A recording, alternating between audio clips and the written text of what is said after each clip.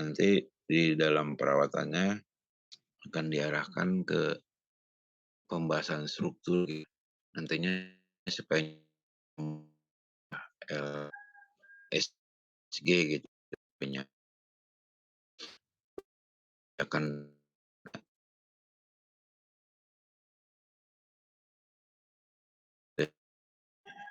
semester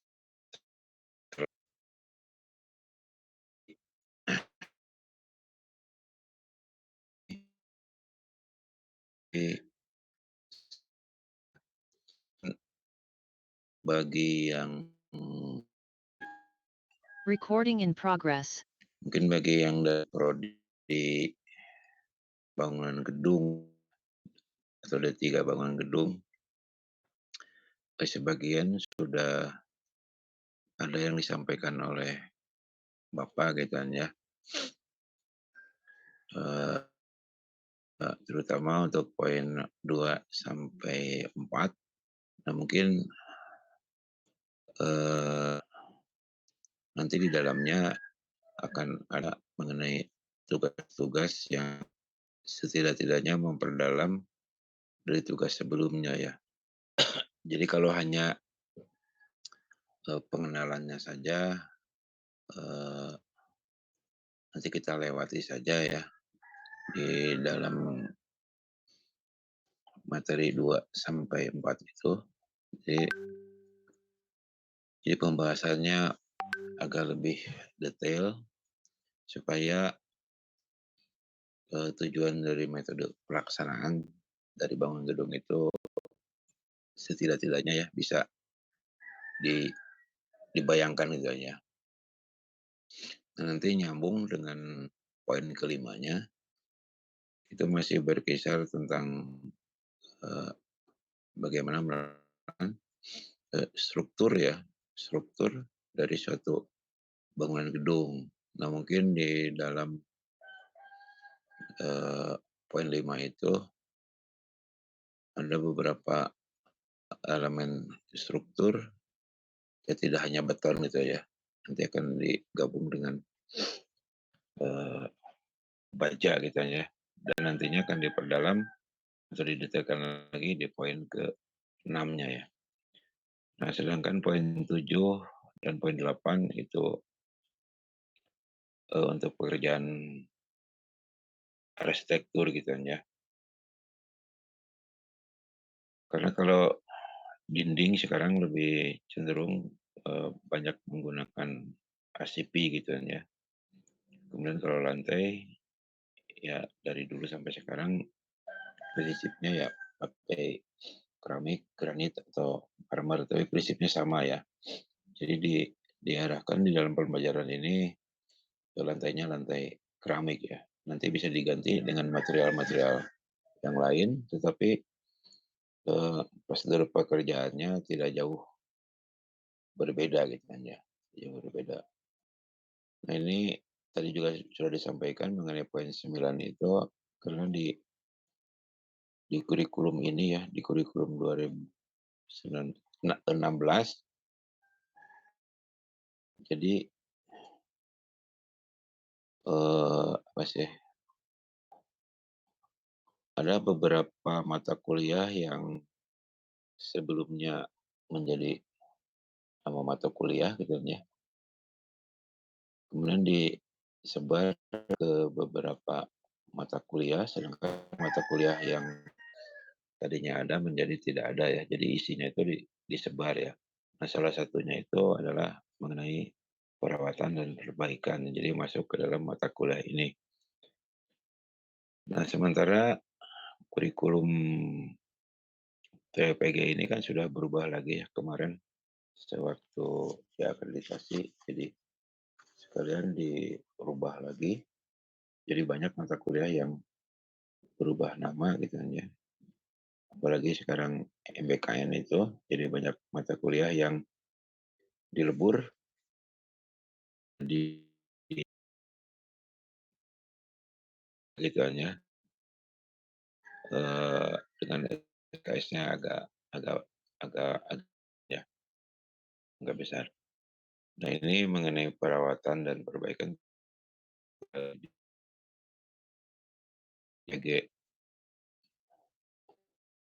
untuk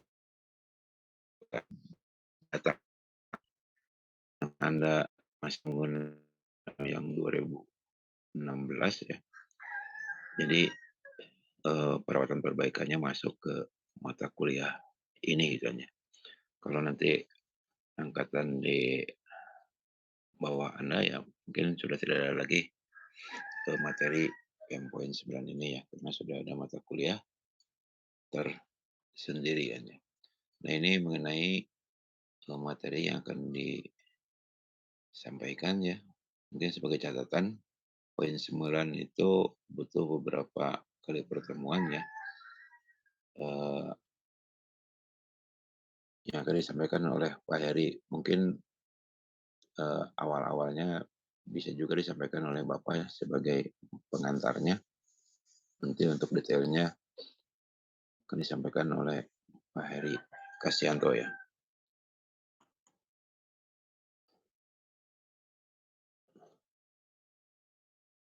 Kemudian mengenai penilaian ya, jadi nilai unsur nilai utamanya memang ada 3 ya, jadi ada UTS, ada UAS, dan ada nilai tugas-tugas ya. Nah, mungkin untuk mata kuliah ini tidak ada tugas besar, jadi adanya tugas-tugas ya. Jadi berbeda dengan mata kuliah yang kemarin disampaikan ya, jadi mata kuliah PAP, kalau di sana ada tugas besar, tugas-tugasnya hanya sebagai pendukung aja ya. Nah, tetapi kalau di sini tugas menjadi, nilai utama gitu kan ya. Oleh karena itu diharapkan tugasnya, eee, masuk semua ya dari setiap tugas yang diminta gitu kan ya. Kalau ada 5 atau 4 tugas yang diminta untuk setiap pertemuan itu, ya harus dibuatkan tugasnya ya, supaya nilainya, utuh, sebagai pembaginya itu utuh gitu kan ya. Jadi kalau ada nilai bukan ada nilai, kalau ada tugasnya 5 maka sebagai pembaginya adalah 5 gitu kan. Nah, kalau mengumpulkannya 4 berarti sebagai pembagi 4 kan nantinya kan lebih kecil lagi gitu kan. Kemudian mengenai bobot i fair ajalah, mengenai bobot, nilai UTS dan UAS, sekitar 30% ya, 30%, sementara untuk tugas ambilkan, 40% gitu. Jung, halo, Dari saya setuju, Pak. hai. Setuju, Mas. Ini yang dari luar alumni Poli Bandung juga nih? Ada yang Iya, ngambil setuju, nggak? Pak. Oke Iya. ya. Oke oke, terima kasih ya. Oke, itu sebagai pembukanya, jadi itu saja, materi dan mengenai, penilaiannya.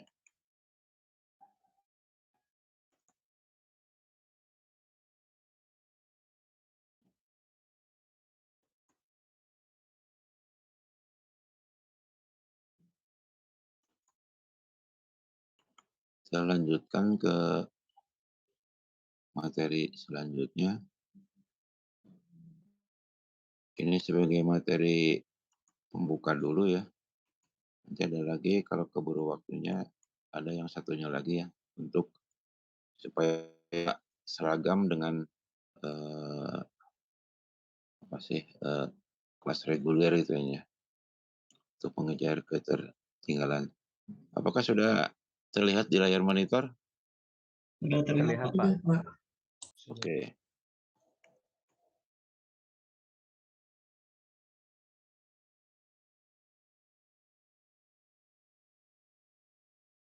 Oke, jadi yang akan dibahas itu dari pekerjaan persiapan gitu kan ya, sampai pekerjaan balok dan, lantai ya. Itu secara umum, untuk pekerjaan struktur yang sering dilaksanakan di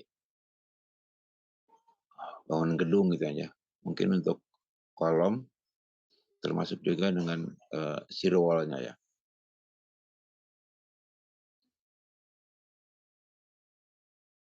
Kita break dulu sebentar ya, ada kumandang adzan, sambil melihat, ini, tampilan di slide ini. Mungkin sekitar 1 menit atau 2 menit ya, kita break dulu. Sekitar 6 menit lagi. Nanti kalau jamnya habis, kita istirahat dulu ya, sekitar 20 menit sampai 25 menit ya. Nah, di slide ini seperti Bapak sering menyampaikan ya, termasuk yang mata kuliah kemarin, jadi ada yang namanya metode pelaksanaan, ada yang namanya metode konstruksi, dan adanya metode kerja ya. Nah, ini masing-masing punya tujuan gitu aja. Nah, nanti di dalam pembahasannya eh, akan disampaikan secara terpisah gitu kan ya. Jadi apa yang dimaksud dengan metode pelaksanaan, apa yang dimaksud dengan metode konstruksi, apa yang dimaksud dengan metode kerja ya. Nah, mungkin untuk eh, di ya, eh, tidak begitu banyak ya. Jadi artinya tidak begitu banyak apa sih namanya yang perlu dirancang yang berkaitan dengan metode konstruksi ya. Jadi lebih banyak ke sistemnya ya. Sistem bagaimana supaya target waktu itu bisa tercapai gitu ya. Nah, mengenai sistem di sini lebih mengarah kepada sistem pomoknya gitu ya, sistem pomoknya. Nah, mungkin sedikit diberi gambaran dulu mengenai metode konstruksi karena berkaitan dengan strukturnya ya.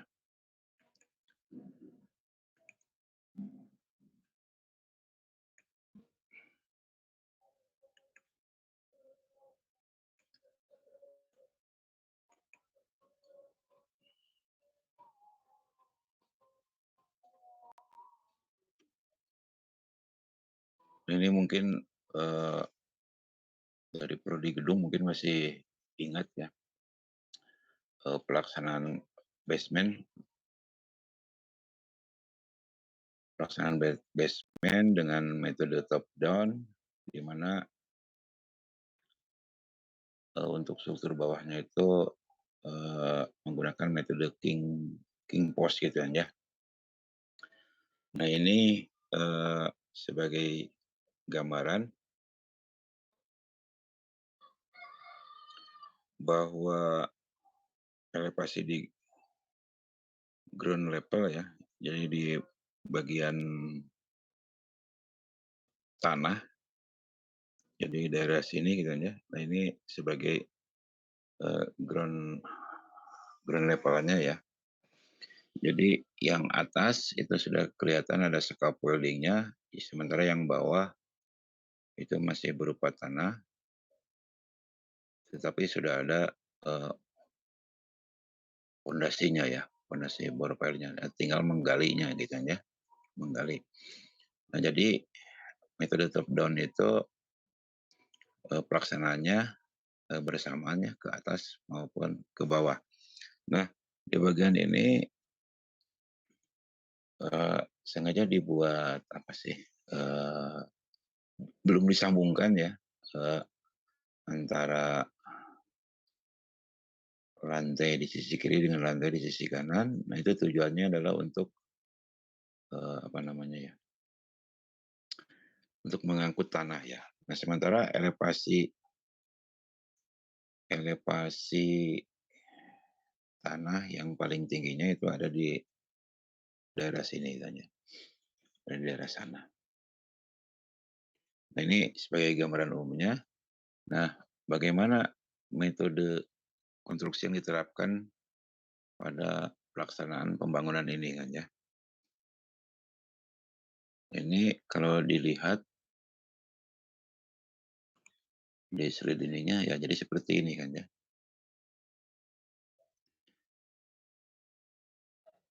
Nah, jadi karena di sini ada sebentar ya,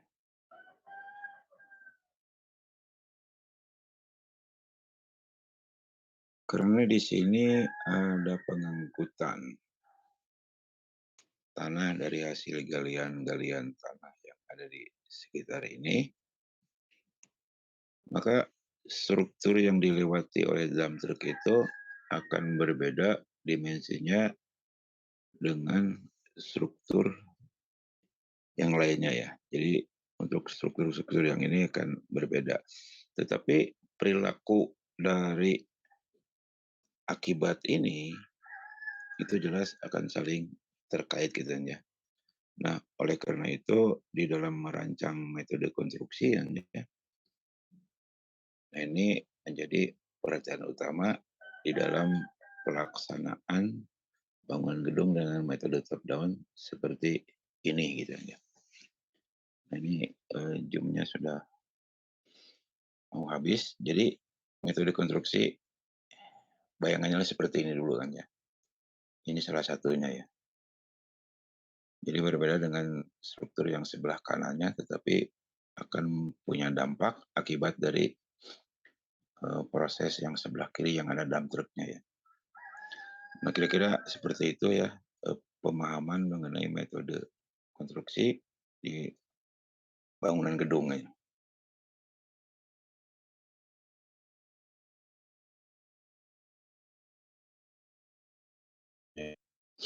Sistem booking-nya menggunakan ACS ya.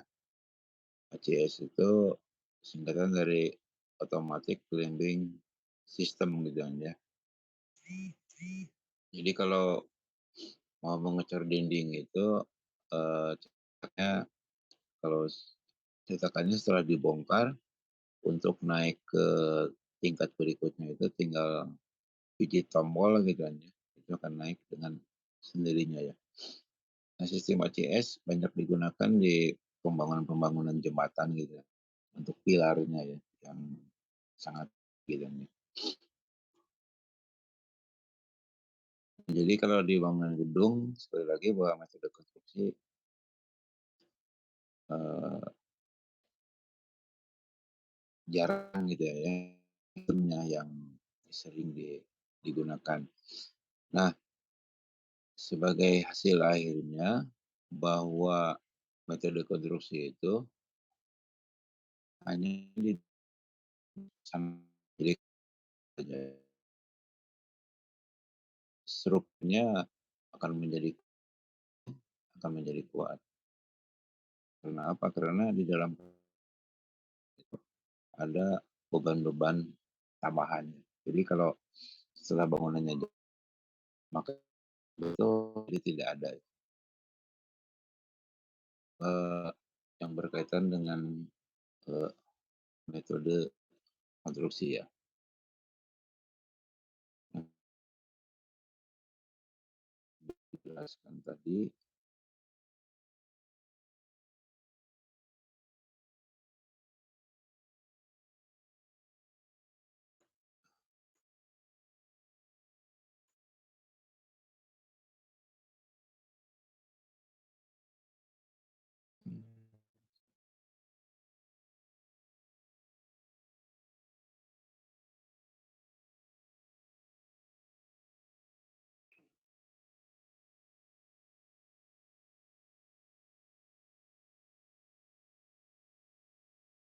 Sudah, Kak.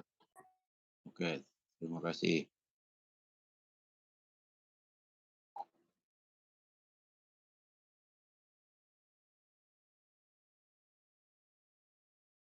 Nah, metode-metode tersebut kan ya. Jadi metode pelaksanaan hubungannya dengan waktu dan biaya ya, termasuk kebutuhan sumber daya. Kemudian metode konstruksi hubungannya dengan target waktu. Metode kerja meliputi bahan, alat, spesifikasi, langkah kerja, bahkan standar untuk memperoleh mutu pelaksanaannya. Jadi di sini harus ada gambar kerjanya ya. Sekali lagi harus ada gambar kerjanya karena yang dilaksanakan itu harus sesuai dengan gambar itu. Nah, ini pemahaman secara besarnya ya, untuk memahami, eee, metode-metode tersebut kan ya.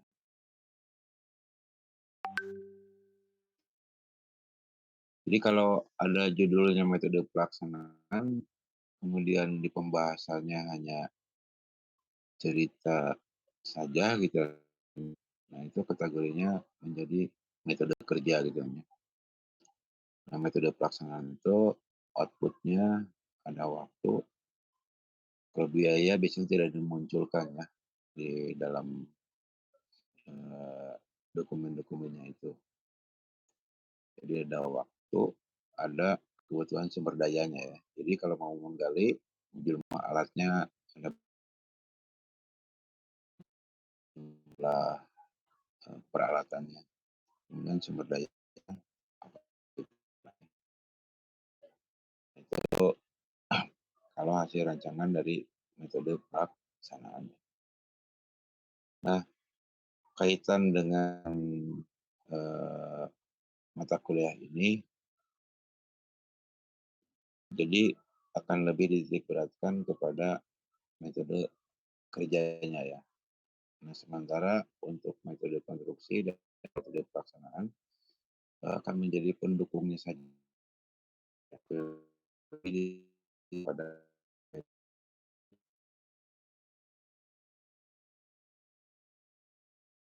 nanti metode dari hasil analisis. Sebagai contoh di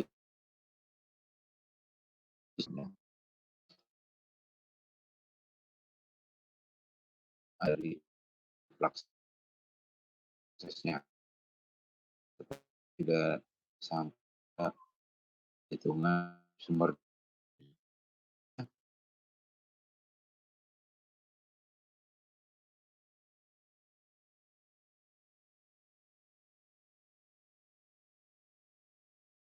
Recording in progress.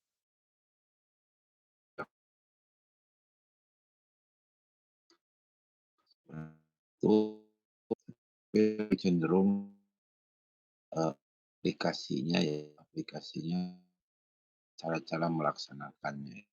Jadi eee, tidak murni kemudian prosedur ya, jadi tahapan seperti apa.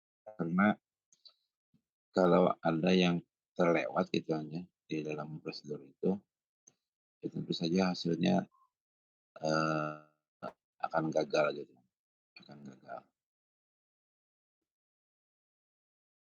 Contoh seperti tadi,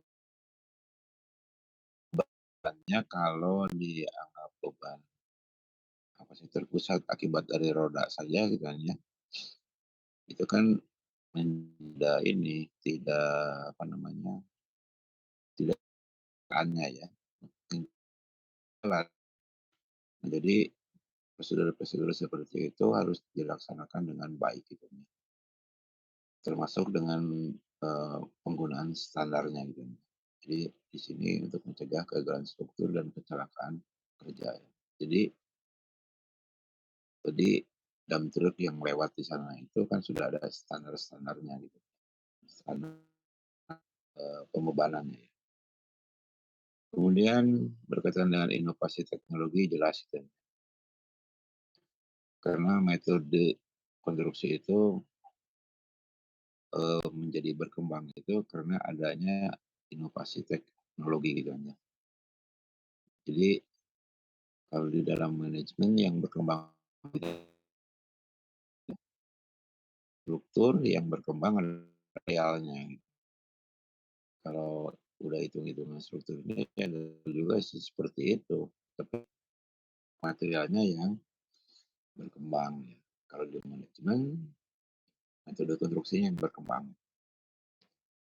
Kemudian yang terakhirnya di sini harus efisiensi dan efektif ya, untuk mencegah dan mengantisipasi keselamatan di dalam pelaksanaan, konstruksi gitu. Nah, kira-kira seperti itu, eee, kalau didetailkan lagi mengenai pemahaman metode konstruksi ya, kalau dilihat dari tahapan-tahapannya.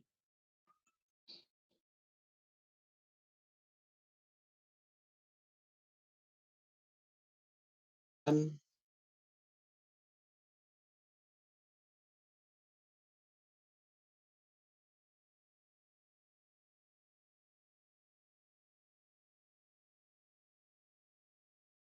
yang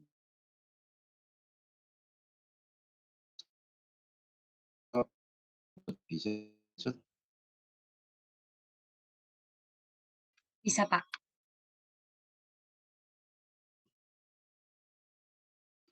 Sudah, Pak. oke, yang harus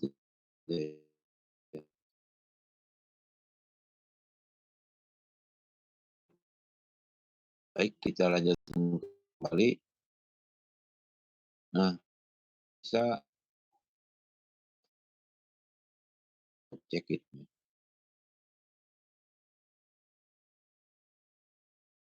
Terus dirancang metode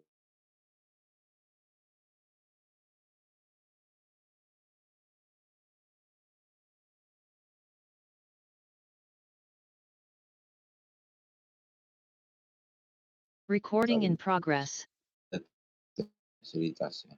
Jadi hanya sementara saja ya. Jadi ada site plan, kemudian ada temporary fasilitas. Ini kalau cerita proyek yang besar ya pasti seperti ini gitu ya, mengenai site plan-nya ya. Bisa kelihatan nggak nomor 11?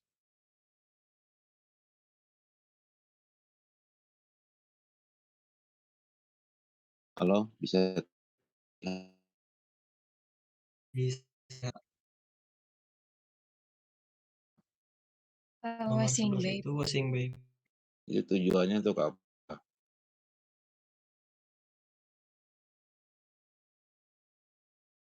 Untuk Pak, radar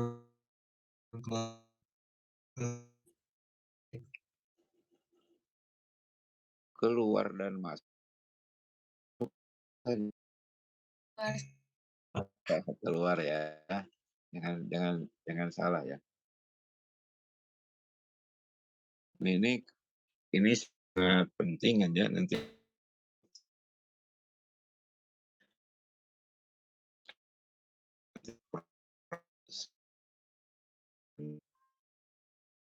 ada aja ya, supaya kendaraan yang keluar itu bersih, tidak mengotori lingkungannya. Kalau bagian yang di sebelah kanan ya, nah itu merupakan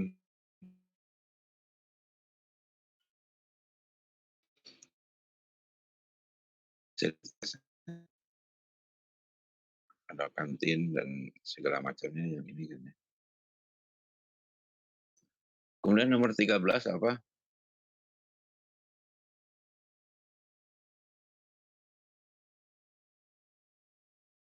Nomor 13 apa? Concrete test area. Concrete test area.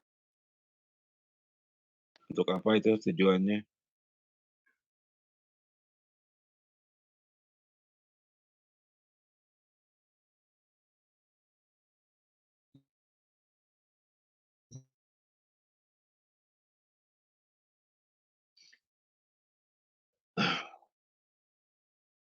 Kalau di project ya, jadi semua divisi itu ada yang menanganinya ya dan berjalan sesuai dengan aturannya ya. Nah, kenapa di sini ada fasilitas untuk pengujian beton gitu kan ya, pengujian beton di sini. Nah, karena memang ada divisi QC-nya ya, jadi ada quality control-nya. Jadi plan itu memang harus sudah tersedia untuk kebutuhan di depan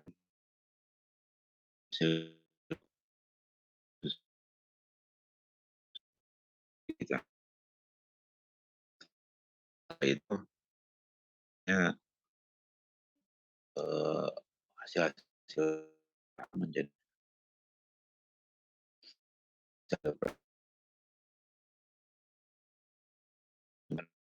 pekerjaan perbaikan kontraktor ya.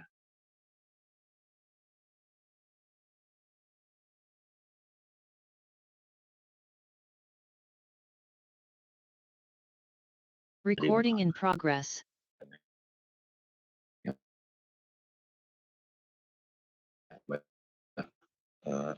perbaikan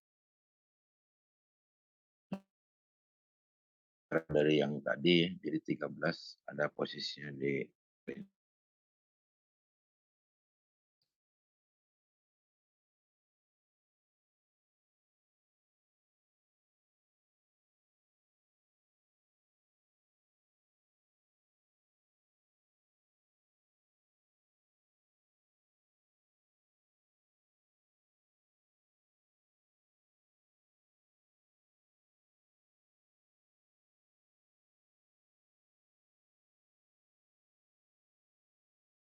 Recording in progress.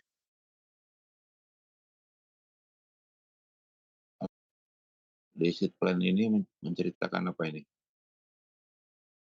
Untuk penempatan TC, seperti itu, Pak. Jadi, eee, harus dirancang ya, tower crane itu sesuai dengan kapasitasnya, sesuai dengan kemampuannya ya. Jadi untuk jangkauannya ya, harus dirancang. Nah ini harus ada perhitungan tersendiri ya. Jadi, nah, crane itu bisa menjangkau dari seluruh area tersebut.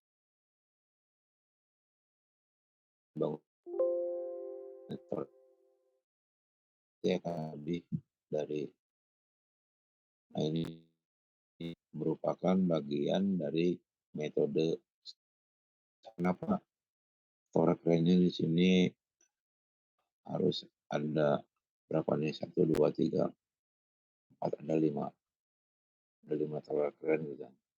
Karena untuk mendukung, eee, pelaksanaan. Kemudian dari tipe-tipe tower crane juga harus direncanakan dengan baik gitu kan ya. Kan tower crane itu ada yang hanya manuvernya itu hanya horizontal saja, dan ada satu lagi yang bisa manuvernya itu, eee, ngungkit, jadi naik dulu gitu kan ya. Naik dulu, kemudian bisa manuver, horizontal gitu, jadi horizontal dan vertikal. Itu kalau bangunannya banyak terhalang ya, karena kalau manuver horizontal kan nggak bisa ya. Jadi, akan terhalang oleh bangunan-bangunan yang sudah ada. Nah itu harus menggunakan, tipe tower crane yang bisa mengangkat gitu. Kemudian ini apa ini, tower crane yang tadi kan. Nah ini karena bangunannya kosong ya, jadi statik semua gitu kan, semua. Nah ini cara arah manuvernya adalah seperti ini, jadi harus sudah dirancang dengan baik. Kemudian ini alat angkut barang gitu kan ya, jadi tempatkan yang strategis supaya pengangkutan material ke bagian atas bangunan itu bisa berjalan sesuai dengan target-target waktu yang direncanakan.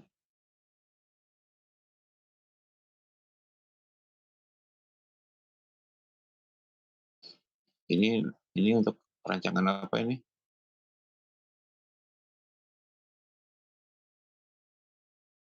Halo? Halo, ini rancangan apa ini?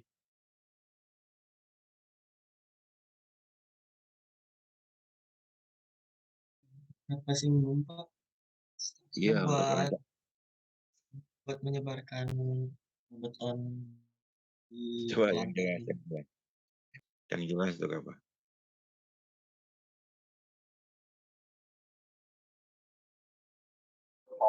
Untuk proses pengecoran.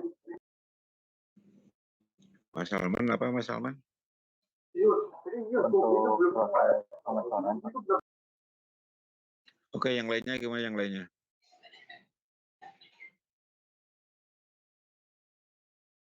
Ayo, yang lainnya. Halo, halo, yang lainnya gimana? Iya, Pak, untuk menuangkan beton cair.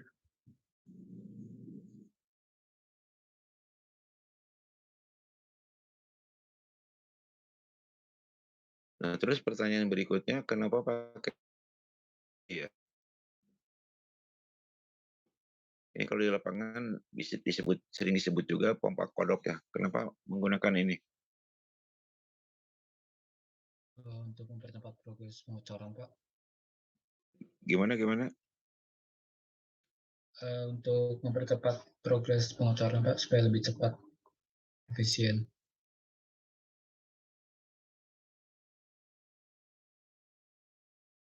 Ya, kenapa tidak pakai tower crane? Kenapa tidak pakai pompa beton gitu?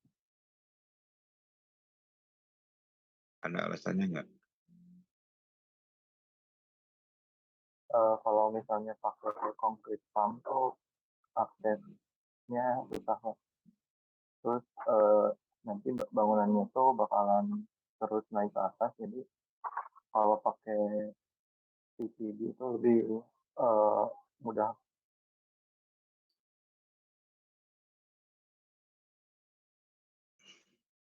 Oke ya, jadi itu kan sekali lagi di dalam merancang, di dalam metode pelaksanaan, jadi semua memang harus sudah diperhitungkan ya. Ini adalah salah satu dari apa namanya, cara merancang peralatan untuk mengecor itu ya. Jelas kalau pakai concrete pump ini tidak memenuhi persyaratannya karena bangunannya sangat tinggi. Jadi kalau pakai concrete pump itu terbatas hanya sampai 6 lantai atau 5 lantai gitu ya. Nah, tinggal dua pilihan lagi, pakai atau pakai crane gitu hanya. Pakai crane gitu hanya. Nah, itu kan harus dirancang dengan baik di dalam menentukan alat untuk proses pengecorannya. Dan memang kalau kita menggunakan pompa kodok ini ya atau CPB ini, jadi truk yang datang itu sudah pasti tempatnya ke arah sana gitu hanya, kecuali dipindah areanya sesuai dengan apa sih arahan dari apa sih dari pelaksana di lapangan atau arahan dari konsultan pengawas ya. Jadi untuk proses mendukung ke arah belakang gitu ya, pompa betonnya bisa ditempatkan di bagian depan dulu gitu ya. Atau pada bagian yang belum dibenahin atau nanti berpindah ke bagian yang sudah dibenahin gitu ya. Untuk suplai mengadukan betonnya dari truk mixernya ya. Jadi memang ini lebih efisien gitu ya di dalam pelaksanaannya ya.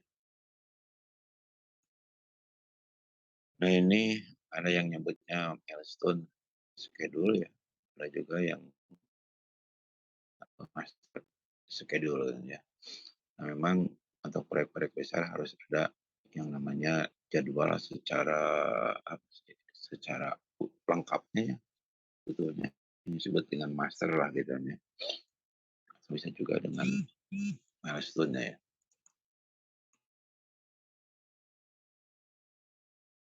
Nah, kemudian kalau di proyek-proyek besar ya, yang berkaitan dengan lantai-lantai basement, eee, kondisi air memang harus sudah direncanakan, dengan baik ya. Jadi artinya ada pengolahan airnya gitu kan ya, jangan sampai mengganggu di dalam pelaksanaan pekerjaan. Jadi dewatering itu, eee, mengatur air supaya tidak mengganggu, eee, lahan untuk bekerja ya. Nah, di sini perlu dipahami dengan baik bahwa air ini bukan dibuang keluar sembarangan ya, karena kalau ini tuh kan pompa-pompa beton ya, yang ada lingkaran-lingkaran gini, di tengahnya ada pompa. Nah, diharapkan bisa menyedot, air sesuai dengan radiusnya ya, air. Nah, tetapi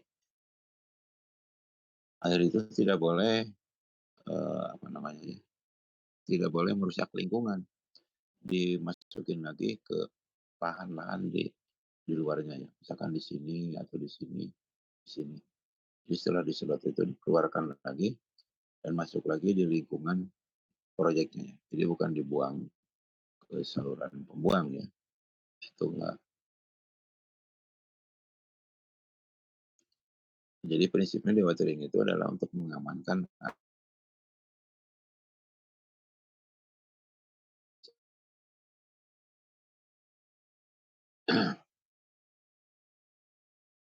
Nah, kemudian untuk proses-proses penggalian lahan gitu kan ya. Ya ini harus sudah dirancang, lahan tersebut akan dibagi berapa zona. Nah, mungkin sebagai pemahaman di awal bahwa kenapa sih harus dibagi dalam zona-zona zona-zona area pekerjaan gitu kan ya, di proyek tersebut. Jadi dengan adanya sistem zona itu adalah untuk mengefektifkan di dalam pelaksanaan, untuk memudahkan monitoring pelaksanaan pekerjaan gitu ya. Jadi, eee, nanti di dalam laporan-laporan itu tinggal bercerita ya, zona ini sudah, pekerjaannya sudah sampai di sini, kalau dalam proses penggalian tinggal disebutkan aja, eee, tinggal sekian meter kubik atau sudah sekian meter kubik atau area yang dikupas, sudah sekian meter persegi gitu kan ya. Nah, ini kan berkaitan dengan jumlah alat yang akan digunakan. Jadi supaya tidak rebutan lah gitu kan.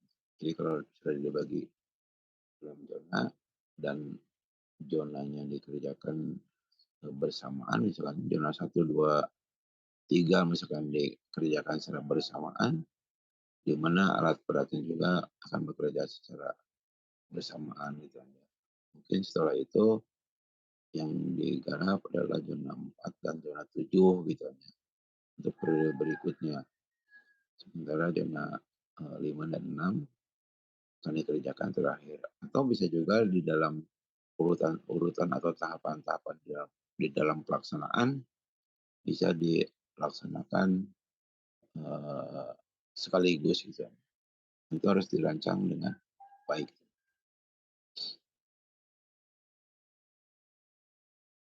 Nah, itu sekilas mengenai gambaran-gambaran dalam proyek-proyek besar ya.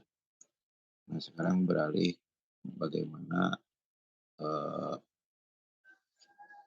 tahapan-tahapan selanjutnya di dalam melaksanakan, eee, bangunan gedung kan ya, gedung. Ini Bapak ambilkan dari filenya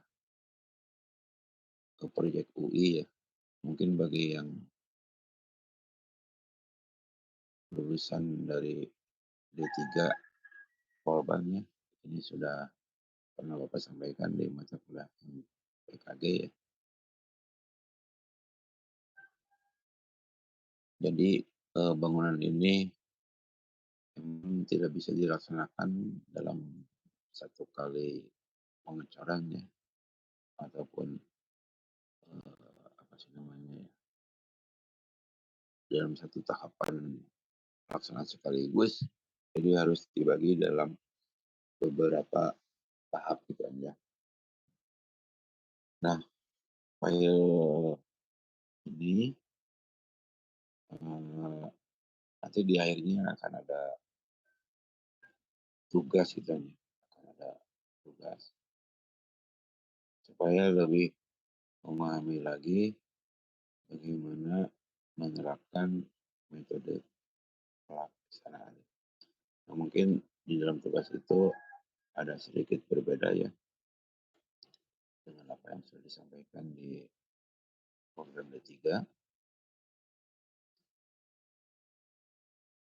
Untuk tugas ini akan lebih dititik beratkan kepada metode pelaksanaannya. Ini kalau di D3 kan titik-titik ini harus dilengkapi gitu ya. Untuk poin-poin itu nanti tidak dijadikan tugas, dilihat aja nanti gambarnya sedang melaksanakan apa gitu aja. Apakah merupakan tahapan dari metode pelaksanaan atau bukan gitu. Oke, untuk tugas nanti di akhir aja disampaikan ya. Nah, kita perhatikan dulu aja area-area yang ada di dalam slide ini. Jadi di sini ada jalan kerja, ada bahan jadi, kemudian ada alat beratnya gitu ya. Ini bahan jadi adalah tiang panjang, ini adalah bedeng dan direksi kita ya. Kemudian pagar pengaman sudah siap, land clearingnya sudah dilaksanakan gitu. Jadi tinggal melaksanakan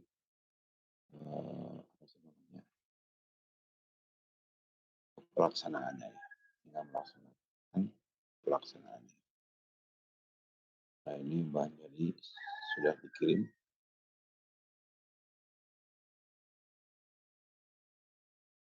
Nah, untuk bisa melaksanakan bangunan itu tentu saja harus ada yang namanya pengukuran di sini. Ini belum ada. Dilengkapi ini adalah untuk bisa apa namanya, bagaimana memulai proyek. Jadi mulai proyek itu harus ada pengukuran.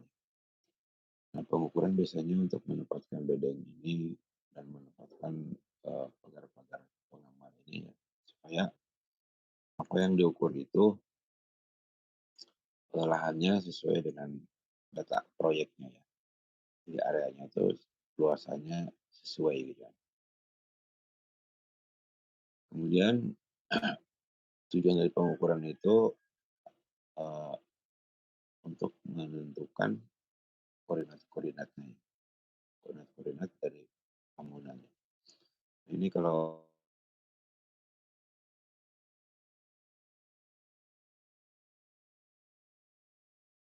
kolom ya.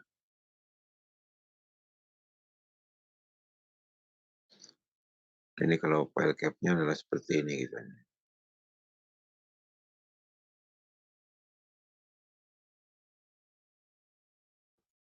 Ini pur gitu ya. Pur itu sama dengan file cap ya. Bisa juga bekistingnya dari Batako ya. Kemudian ini file cap dan slope gitu ya. Nah, ini salah satu contoh aja ya sebagai prosedur pelaksanaan di dalam menyusun metode kerja gitu ya. Metode kerja. Jadi di persiapan itu apa saja gitu ya.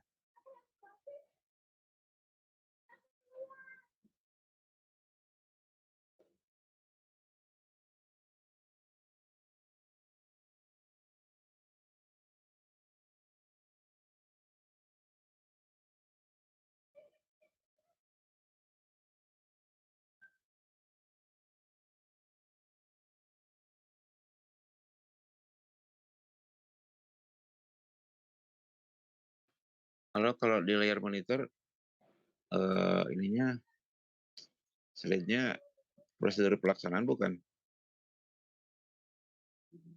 Di saya penambahan file cap, Pak.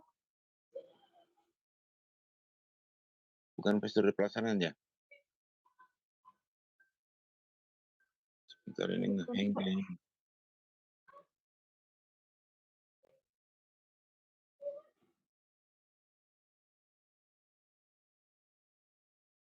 Kayak nge-hang.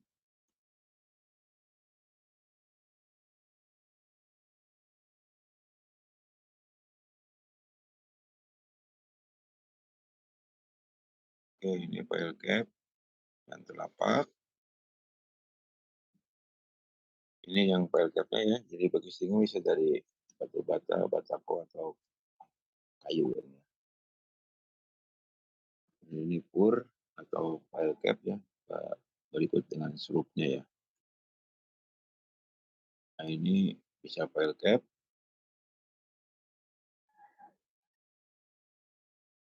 Dan slope tiganya.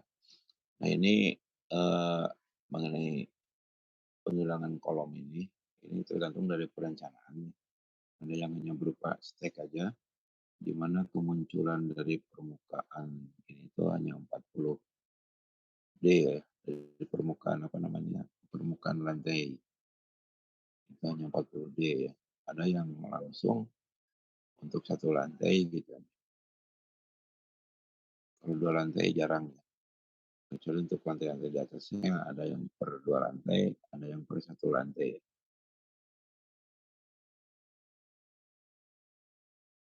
Nah, ini mengenai prosedur pelaksanaannya.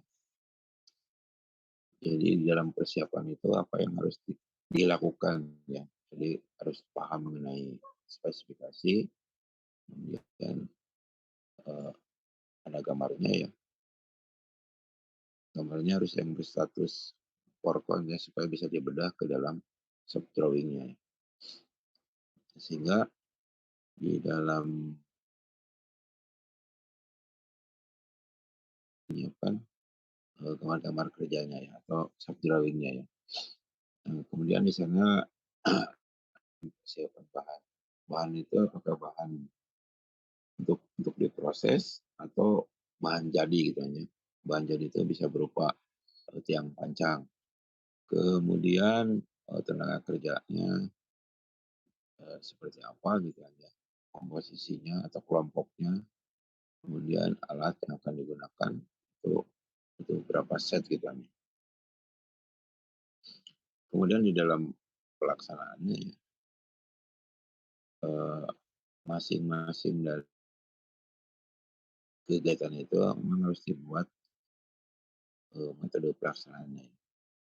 Dari tanah, metode pelaksanaan seperti apa, di tanah termasuk dengan elevasinya harus seperti apa ya, kemudian alatnya juga ada berapa set gitu. Kemudian fondasi juga ada metode kerjanya ya. Nah, kalau fabrikasi tulangan itu biasanya disatukan dengan penyetelan tulangan. Jadi kalau tulangan itu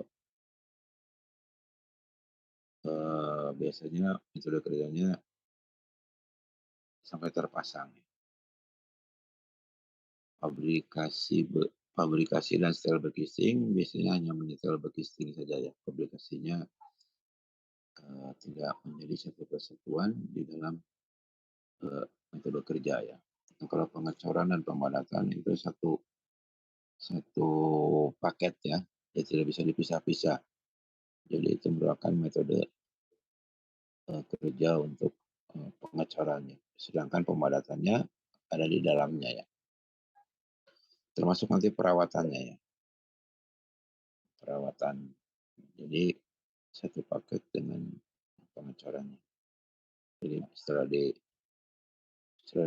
setelah selesai pengecoran, tentu saja betonnya harus dilakukan proses perawatannya. Nah, sekarang ke balok dan pelaksanaan. Ini sama ya. Jadi harus ditetapkan mengenai zonanya ya.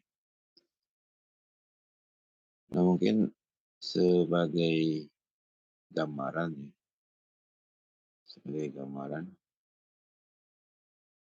di dalam menetapkan zona untuk pekerjaan, eee, lantai gitu kan ya.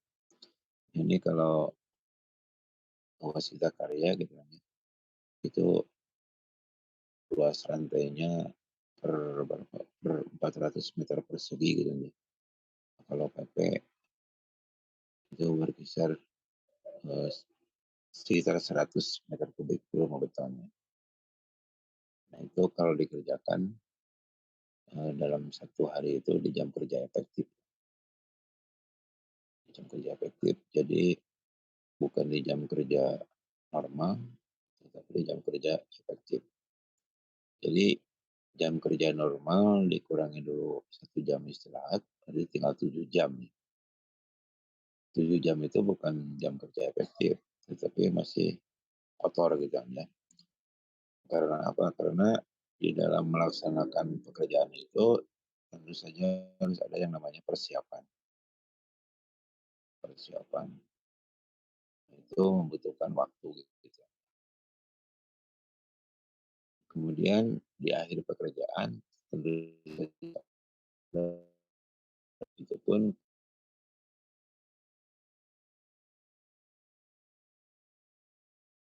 eee, dalam satu ada jadi yang itu bisa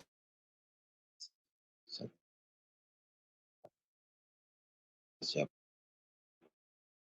dan dia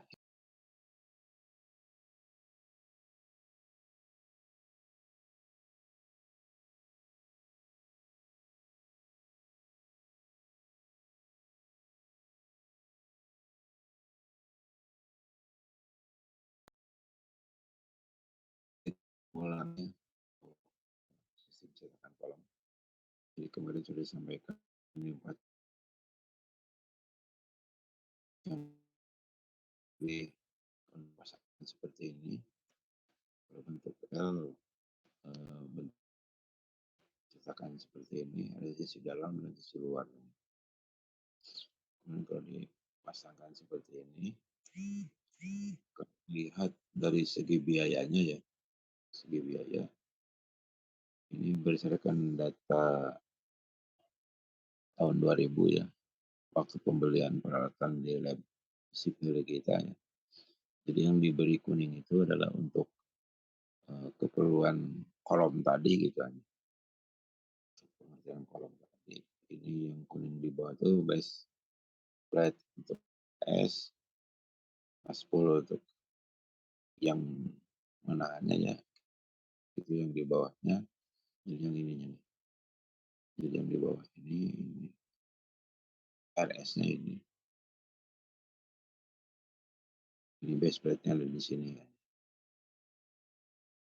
Itu per satu buahnya harganya segini, jadi satu buah ya, ini sekitar 1,3, 1,4, 1,5 lah gitu. Satu kan ya, sementara yang di 1, 2 untuk satu buah.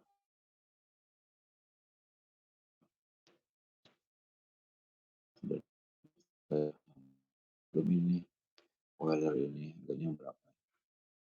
Nah, yang gini-gini weldernya ya.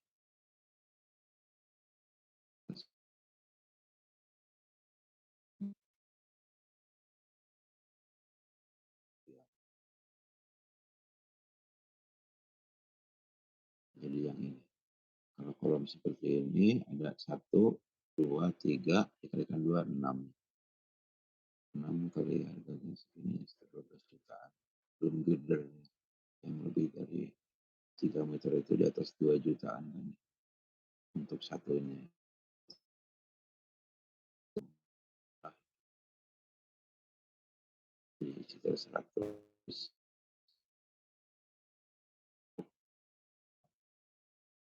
Jadi total 200 ribuan itu. 1.000 untuk satu ininya ya. Ini kan TIOK ya, kalau tirod yang lurusnya ya. Jadi TIOK satunya 150 berapa? Sekitar 200.000 ya.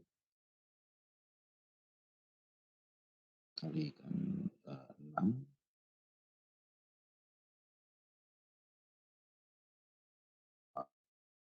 2 juga ya. Sehingga kalau diperhitungkan kolom yang tadi itu sekitar itu belum termasuk kayu lapisnya ya, sekitar 62 lebih ya, juta ya, hampir 63 juta lah. Karena harga kayu lapis pakai polifonil itu 3 kali lipat dari kayu lapis yang biasa ya.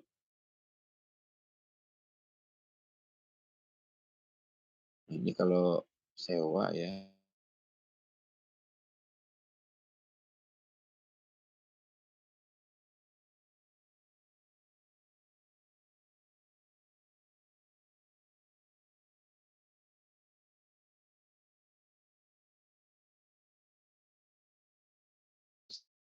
Rp42.000-an per meter persegi dari cetakan yang tadi. Nah, oleh karena itu ini kan untuk 1 kali pakai ya. Kalau 2 kali pakai tentu saja nanti akan menurun ya.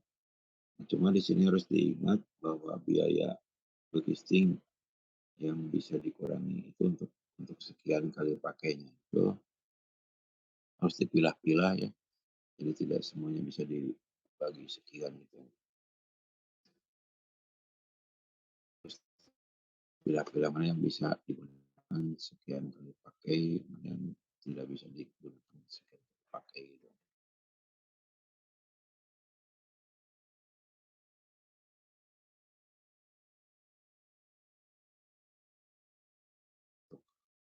Itu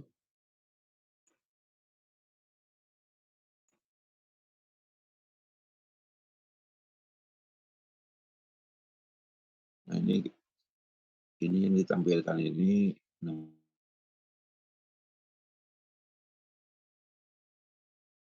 di kolom irrigator. Nah, di sini cetakan kolom. Halo?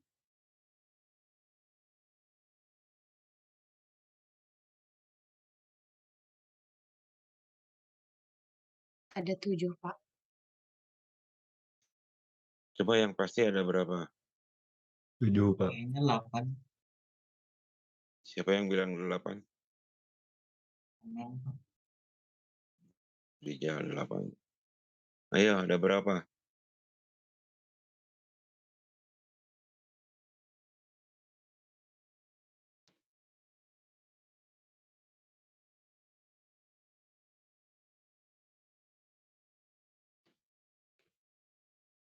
Ada 7, ada 8.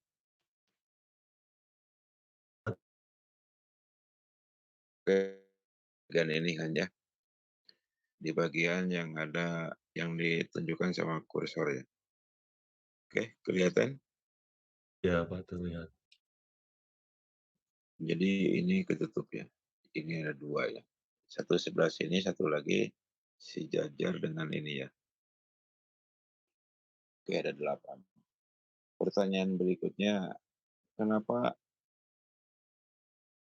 digunakan 8 set kolom? Padahal biayanya kita tahu kan mahal tadi kan ya. Satu itunya itu sekitar 62 juta gitu. 8 set.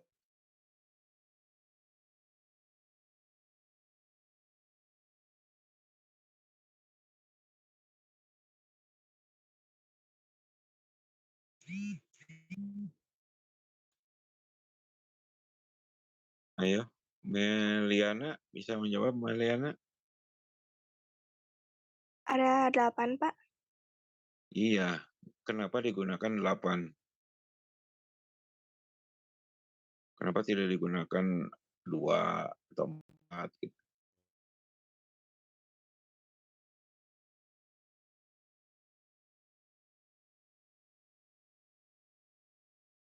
supaya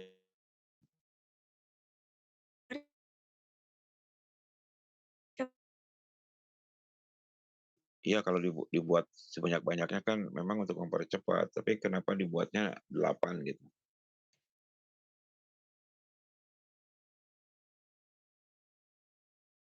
Recording in progress.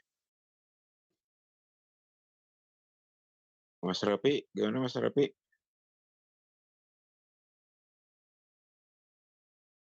Kebayang nggak kenapa dibuat 8?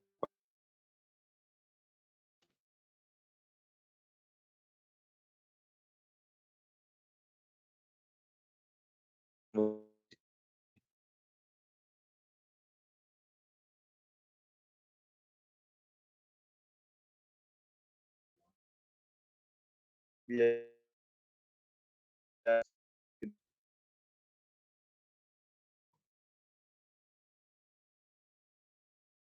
Iya, kenapa dibuatnya 8 gitu?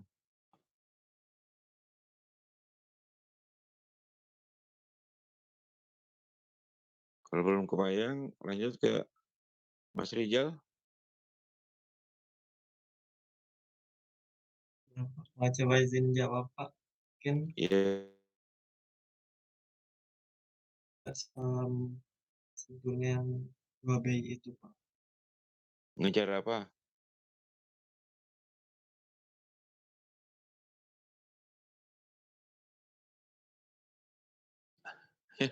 Ya, Mas Anang gimana? Ngejar apa?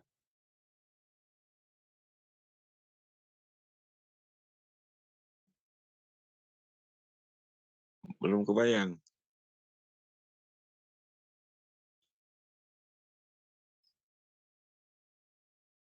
menyesuaikan dengan siklus, Pak. Iya, memang menyesuaikan dengan siklus, tapi prinsip utamanya kenapa digunakan 8 gitu. Satu lagi ke Mas Arik, gimana Mas Arik?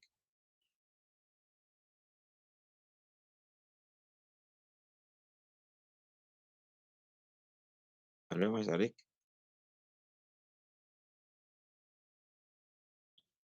Atau kesulitan sinyal?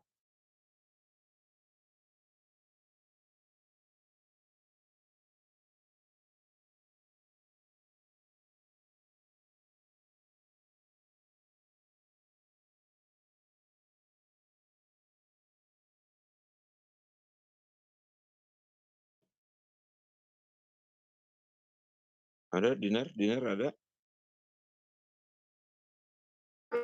Iya ada Pak. Ayo, kira-kira gimana?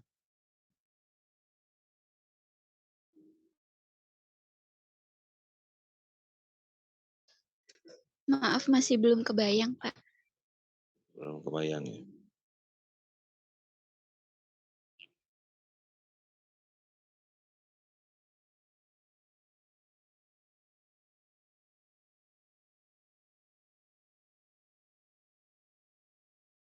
Oke ya, kalau belum kebayang, ini balik dulu ke mana tadi tuh?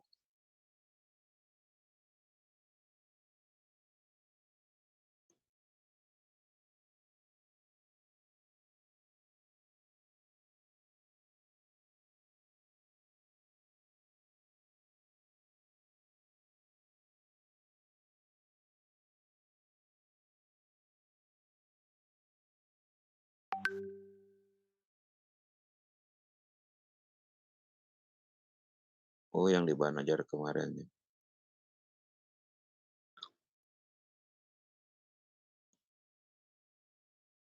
Ya oke, kalau belum kebayang di sini aja ya.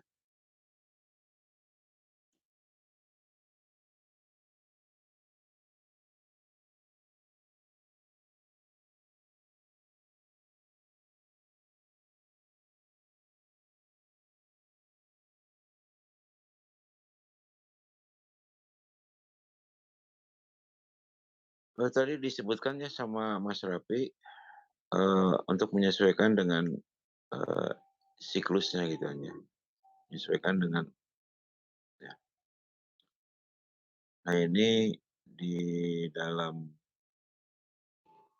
metode pelaksanaannya. Nah ini sudah masuk ke dalam metode pelaksanaannya, jadi ada hitung-hitungannya. Kenapa harus digunakan 8 buah set kolom gitu kan ya. Eee, satu ruangan kebayang kan ada 4 buah kolom ya, bisa kebayang nggak? Iya, kebayang, Pak. Iya, Pak. Satu ruangan ada 4 buah kolom itu di dalam metode pelaksanaan sering disebut dengan bay gitu kan ya. Kemudian kalau 2 ruangan ada berapa kolom? 8, Pak. 2 ruangan ada berapa kolom? Ada 6, Pak. 6, 6 Pak. ya, 6. Kalau 3 ruangan berarti ada 8 kolom ya. Berarti 3 bay ada 8 buah kolom gitu kan ya.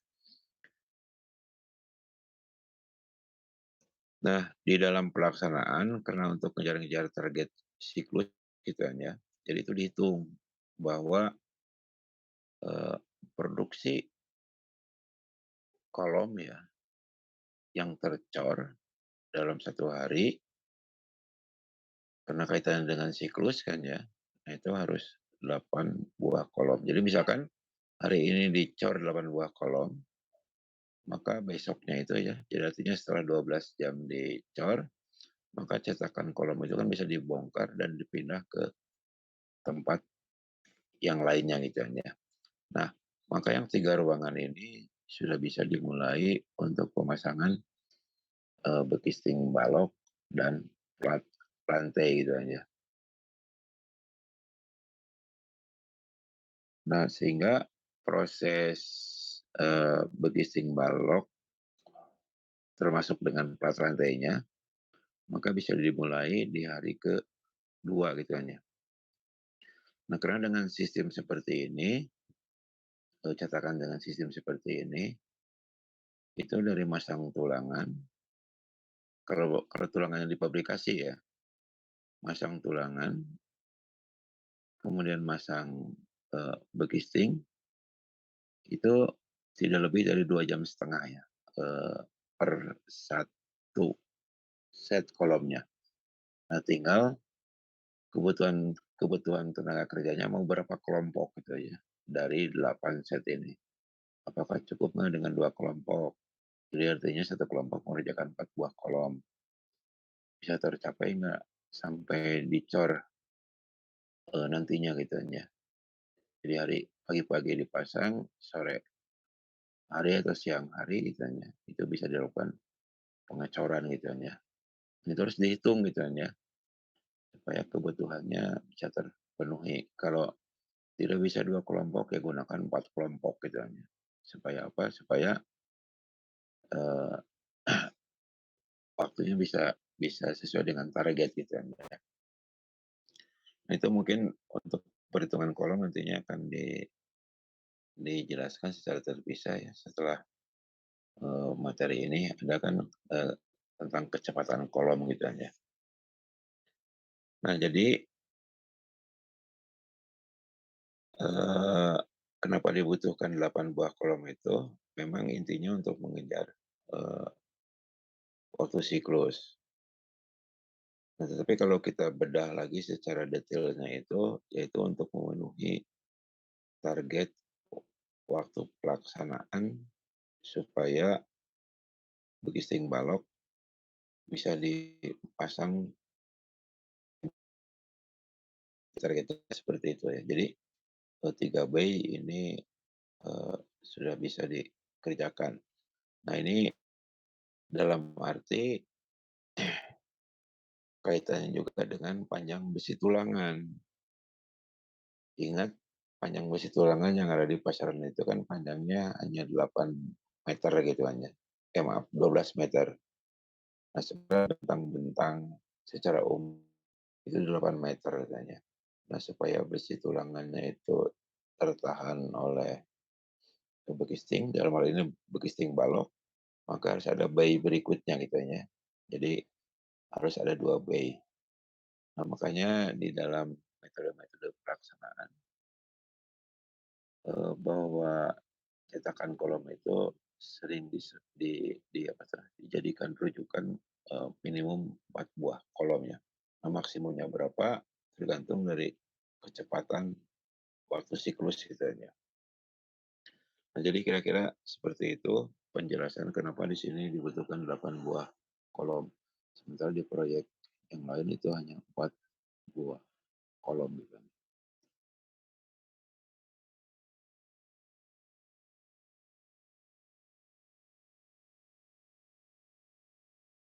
Nah, ini yang sebelahnya lagi sedang dikerjakan untuk apa sih, lantai ya, lantai dan slope, kemudian dilakukan pengecoran lantainya ya. Ini sementara sisi yang sebelah sana itu sudah mulai di gitu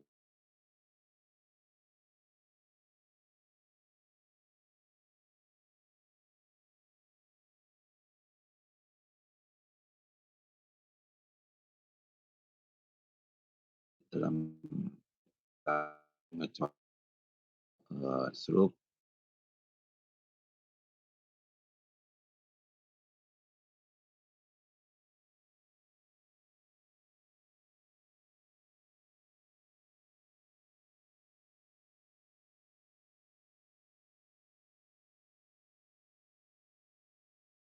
Recording in progress. Zona pengecoran.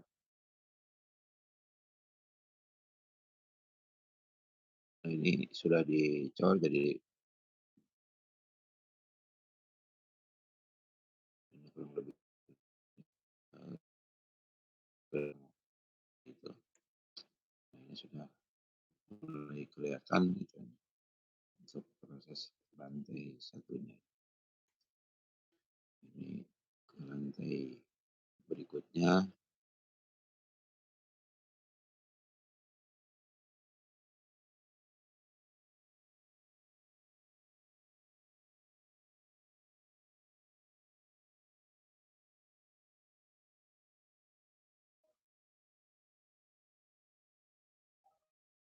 Existing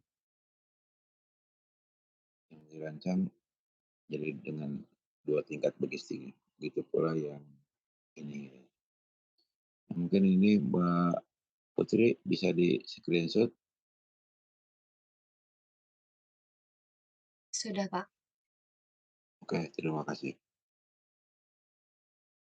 Nah, ini merupakan gambar-gambaran ya dari metode-metode pelaksanaannya.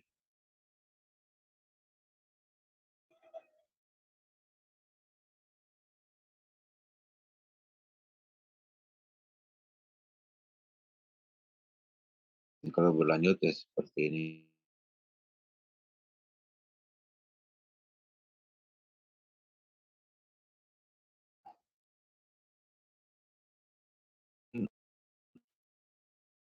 Kalau kita melihat ke rancangan-rancangan yang lainnya gitu kan ya, dari metode pelaksanaan ini.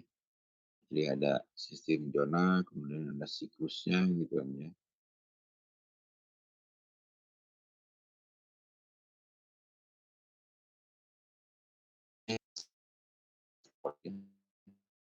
Kemarin diperlihatkan ada 4 zona gitu. Nah, ini kalau diperhatikan mengenai volume betonnya gitu. Nah, beton untuk pengecoran gitu kan ya. Nah, ini kan berbeda-beda ya dari tiap lantai ya. Tiap lantai. Memang ada yang melebihi apa sih? Melebihi produktivitas gitu kan ya. Nah, ini karena sudah dirancang dari awal ya nggak jadi masalah gitu kan ya. Jadi artinya lebih dari lebih dari 100 meter kubik beton, berarti itu sudah dirancang di awal akan ada biaya tambahan untuk lembur misalkan. Nah, ini bahkan yang ini lebih dari berapa, lebih dari 200 meter kubik gitu. Nggak jadi masalah gitu, saat dirancang dari awal. Nah, ini contoh-contoh yang lainnya lagi, eee, di sini ada cetakan shear agak lebar seperti ini. Ini kalau cetakan-cetakan seperti ini, di dalam perancangannya, itu diperlukan, alat angkut dan alat angkat. Nah, dia menembus 2 lantai gitu.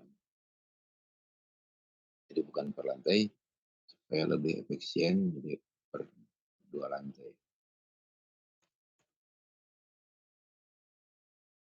Ini kalau kita lihat di pekerjaan kolom ya, nah ini sudah cerita mengenai metode kerja ya. Di kolom ada pengukuran, pembersihan, berkisting, pengecoran, dan setelah pengecoran.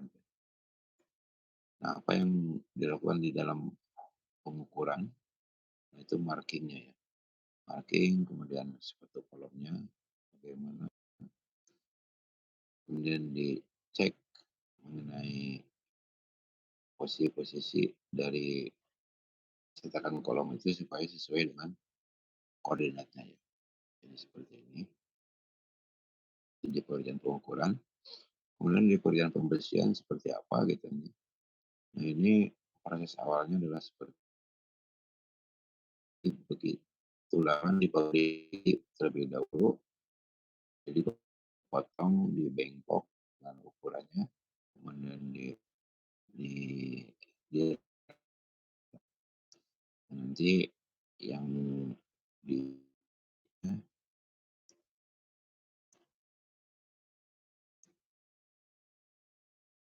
yang ini diangkut untuk bisa dipasang gitu ya, bisa dipasang. Nanti di akhir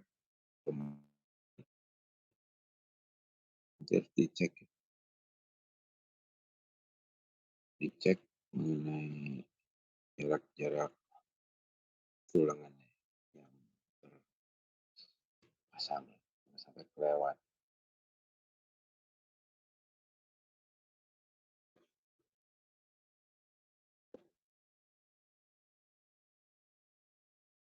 Nah, kalau tulangannya sudah selesai dikerjakan dan dicek sesuai rencana, ini bagian bawah ininya dibersihkan ya, karena nanti akan tertutup oleh cetakan bekisting ya, cetakan bekisting. Jadi ini dibersihkan dulu. Kemudian di dalam pengecoran,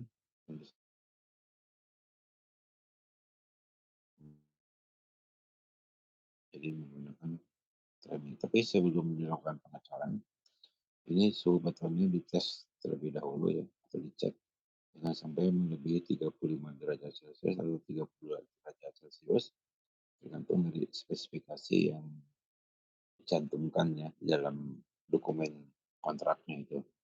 Kemudian dites selangnya, kemudian dicorkan gitu kan.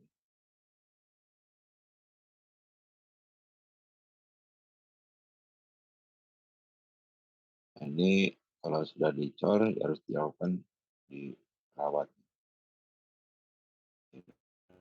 Nah, mungkin di sini yang perlu dipahami oleh kita, ini kan mau ditutup ya dengan bekisting. Dengan bekisting, kemudian akan dilakukan pengecoran seperti ini. Nah, ini kan kategorinya beton lama kan. Jadi yang ini beton lama.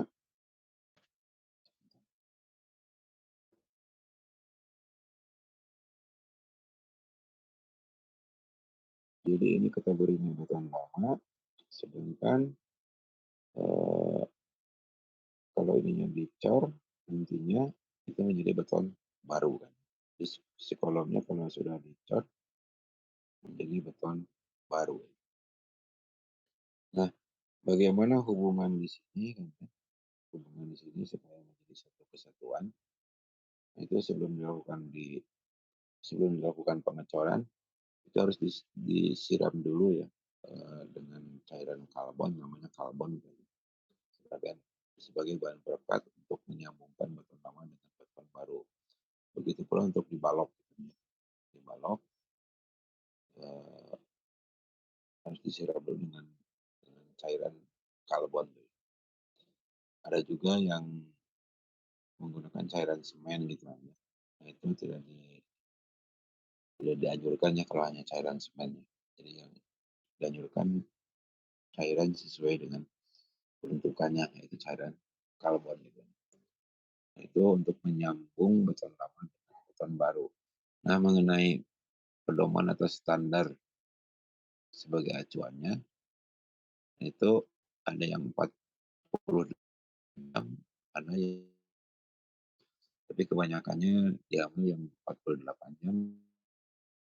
Beton lamanya sudah berumur lebih dari 2 hari, maka wajib menggunakan perekat beton. Tapi kalau kurang dari 48 jam, jadi tidak perlu menggunakan cairan karbonnya. Tapi itu harus dilihat di dalam speknya ya, apakah dicantumkannya 24 jam atau dicantumkannya 48 jam. Gitu. Pasti aja ya.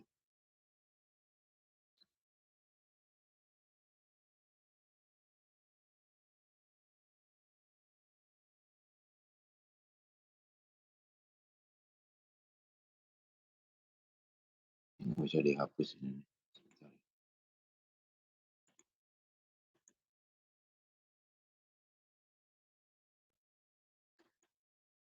Oke, setelah dirawat berarti pekerjaan kolom selesai.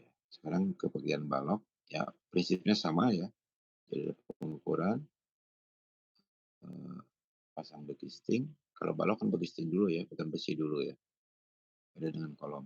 Kalau kolom harus besi dulu, baru di kerjaan balok dan lantai, bekisting setelah pengukuran bekisting besi dicor dan setelah pengecoran harus dirawat. Jadi ini pengukuran untuk menentukan elevasi baloknya. Ini karena ini apa namanya momoknya pakai PCH ya, jadi bukan scafolding, jadi seperti ini. Ini bisa disettingkan dengan diukur ininya ya, diukur ininya bagian bawahnya dengan menggunakan bak ukur. Kemudian ini jack ininya dinaikkan atau diturunkan, diputar sesuai dengan elevasi yang direncanakan. Ini kalau menggunakan alat ukur. Tapi kalau alat ukur ini ya, alat ukur pengukurannya misalkan teodolit. Tapi kalau manual dicetakan kolomnya itu sudah terlihat ada batasannya ya, ada batasan elevasinya ya. Oke, nanti kalau keburu waktunya ya. Nah ini jadi elevasi balok ini sudah disesuaikan untuk ketinggiannya ya. Untuk benar ya, termasuk dengan beton deckingnya ya. Kemudian setelah besi terinstall semuanya, termasuk dengan lantai-lantainya, kemudian dilakukan pengecoran. Pengecoran. Ini sebenarnya proses pengecoran sama ya, jadi harus diawali dulu dengan tes selang, kemudian sebagian diambil untuk pengujian betonnya ya, dalam hal ini untuk slider betonnya ya. Dan harus selalu dimonitor menggunakan alat-alat terlepas untuk memonitor elevasinya, jangan sampai ketinggian gitu, atau kerendahan. Gitu. Tempatnya rencana. Kalau kelebihan berarti terlalu tebal ya. Dan itu kalau hitung-hitungan strukturnya sangat sangat mepet gitu ya, itu akan mempengaruhi pembebanannya.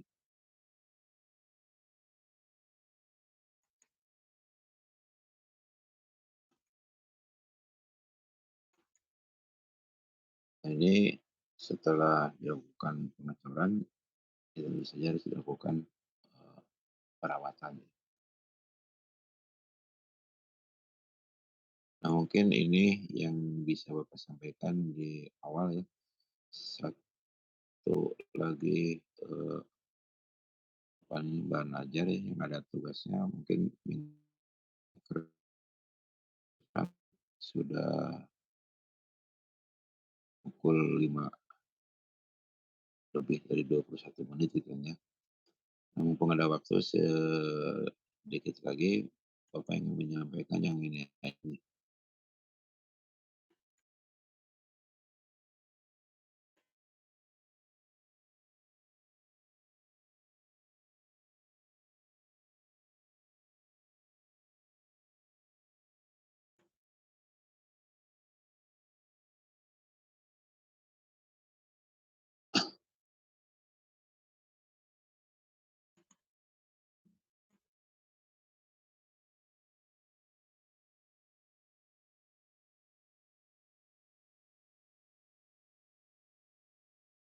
Nah, di sini kursornya kelihatan ya.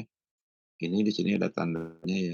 Ada tanda elevasi kolom. Jadi bisa dibuat per 1 meter elevasi ini untuk sebagai pedoman kalau menentukan elevasi balok dan plat lantai ya. Nanti ada gambarnya yang enggak. Nah ini, terlihat ya.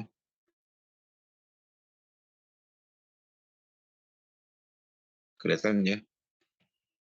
Kelihatan. Lihat, Pak. Terlihat, Pak. Nah Iya, itu Pak. yang segitiga atas bawah itu untuk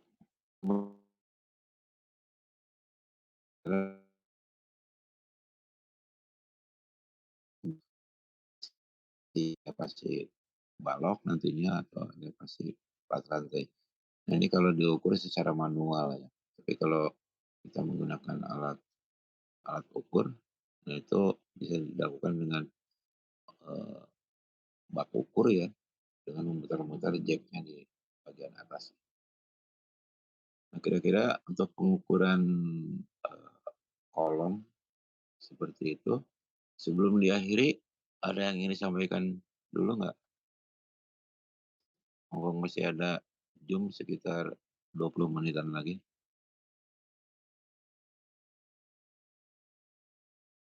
Halo, ada nggak? Dari saya belum ada, Pak.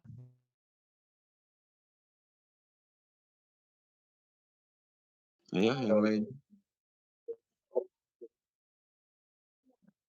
Ya, Tadi kan menyinggung soal zoning, Kak.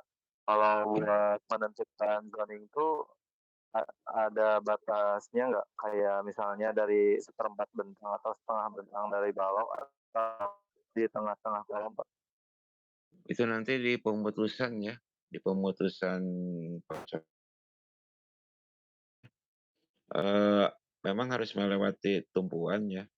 Nah, yang dimaksud dengan tumpuan di dalam pelaksanaan itu bisa balok, bisa juga kolom ya. Jadi harus melewati tumpuan, maksimumnya adalah 1/4 bentang ya. Jadi nanti akan disampaikan di apa tadi di pembelajaran berikutnya itu ya, untuk batasan-batasan di dalam sistem zona gitu ya, atau sistem zoning ya. Kira-kira begitu, Mas Salman? Baik, Pak. Terima kasih banyak. Ya, ya. Oke, yang lainnya lagi?